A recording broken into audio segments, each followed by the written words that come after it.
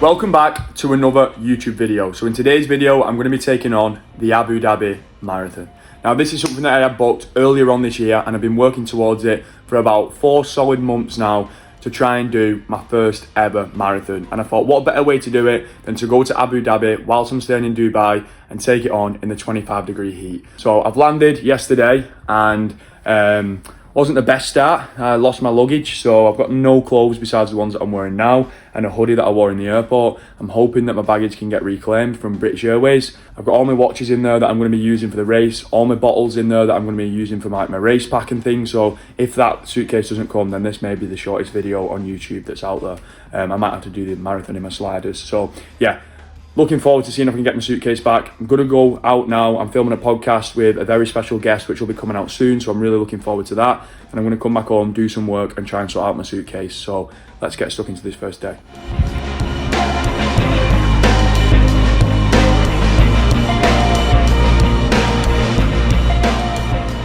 Do you think people are becoming weaker, or do you think people are starting to lack integrity? A lot of people say that they're going to do a thing because they feel like it makes them feel better to say they're going to do the thing, but then they never have the evidence to back it up. Good question. I think, I don't want to try and sound old, but like there's a generation of people doing stuff now and it's for social media. Mm-hmm. If you say you're going to go and do something, whether you do it or not, that build up to doing it, you're going to get people being like, oh, that's amazing. Oh, good on you, good effort, I'll support you, right? And you get a little bit of attention, a little bit of praise before you've even done something. After I did the podcast, the second day, I went into the mall and I had to buy all of my clothes to run the marathon in because the suitcase hadn't come. My head was going all over the show and I was just losing my shit. So I got all my stuff from the mall. It came to around about £320. I got my race packs, my hat, my vests, my socks, my shoes, and I just had to borrow a watch off somebody that I knew in Dubai. So once I had all my stuff together, I was packed and I was ready. So then I headed on into day 3. Now, when it came to day 3, this was the day that we had to travel down to Abu Dhabi to collect our race packs because you couldn't collect your race pack on the day that you was competing, which was day 4. So on day 3, around about 5 p.m, I set off with one of my friend's brothers who rented a car in Dubai, who was also doing the Abu Dhabi Marathon, and we drove there. It took us 2 hours to get there. We got there at 7 p.m, and the queue was absolutely massive. So it took us around about an hour and a half to get our race pack, and then it was another 2.5 hour drive back because of the traffic. This meant that we got back to the hotel at 11 p.m, and I couldn't get to sleep until 12. We had to get up at 3 a.m. on day 4 to set off to do the marathon, and to get there at 5 a.m. and set off for 6 a.m. So I had 2 hours, 10 minutes sleep, which I'll pop up on screen now, before I took on my first ever marathon in 28 degrees heat, which isn't the best start.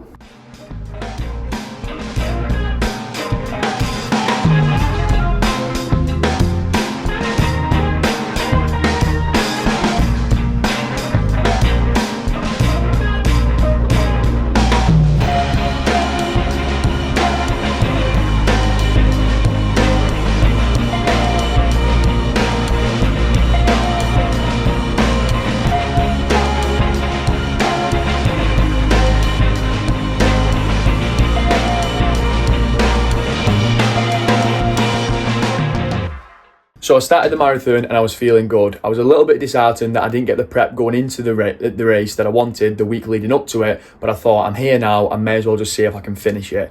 And my goal was to get to 21 kilometers under the 1 hour 55 mark. And I actually managed to get to 21 kilometers at 1 hour 54. So I was really buzzing. I was actually messaging my mum on WhatsApp, messaging my girlfriend saying, I'm going to absolutely smash this. I'm going to get below 4 hours. But little did I know that because we set off before the sun rised and it was dark when we set off, around about 2.5 hours in, the sun came up in Abu Dhabi, 28 degrees, and I got absolutely peppered.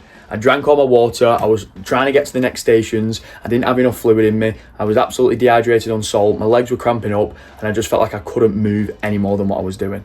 Around about 35 kilometers in, my body just completely tapped out and it became an absolute mental battle. My legs just weren't having it. I was averaging around about 5:30 to 6:30 minute per kilometer pace, and as I got to that 35 kilometer mark, it went straight up to 8 to 10 minutes per kilometer. So my first 5Ks of the half marathon were under 30 of the marathon, were under 30 minutes, and my last 3 were over 40 minutes. So that just shows the difference in what happened when the sun came up. I completely take all responsibility for not packing enough salt, for not packing enough food, but I do have a bone to pick with British Airways for me not getting my electrolytes on time. That was probably one of the biggest issues, because I couldn't fork out all the money for electrolytes when I was there. So I was a little bit gutted, but sometimes you've just got to crack on with it. And that was a moment when I could either throw the toys out of the pram and kick off and just give in, or the mental battle just got made that little bit harder, which meant that there was more to take from it for myself.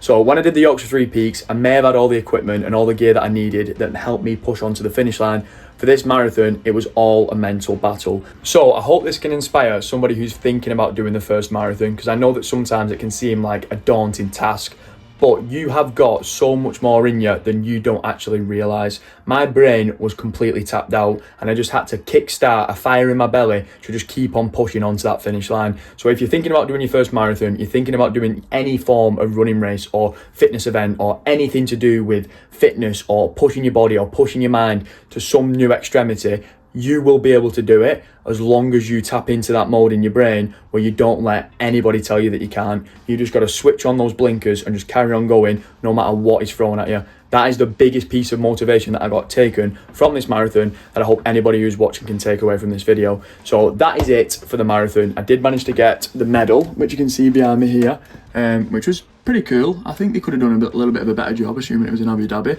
but it's pretty sick. And that's where we ran around. I think around about here, when I was 13.5k in, 13.5k away from finishing, that is where I was the most knackered, in the city centre. But yeah, that's the medal. And there's a few others up there from this year being 2024. And we're going into 2025 with even bigger goals planned. So if you've managed to watch on to the end of this video, I massively appreciate it. And I hope you've managed to take something from me blabbering on about this marathon that I've done. And I hope it inspires you to set a goal to do your first race this next year. I've got loads of goals that I've got set for this year, and I'm going to be vlogging all of them. And we're going to make sure that I actually vlog them this time and don't just talk over them like I normally do. One of the biggest ones being an ultra marathon 50-mile race in Chester in March. 3 months away. The training begins. We're going to absolutely smash it. So if you want to make sure that you don't miss out on that one, subscribe below, click the notification button, and I'll speak to you soon. Who's going to carry the logs? 25-degree heat. Let's fucking go.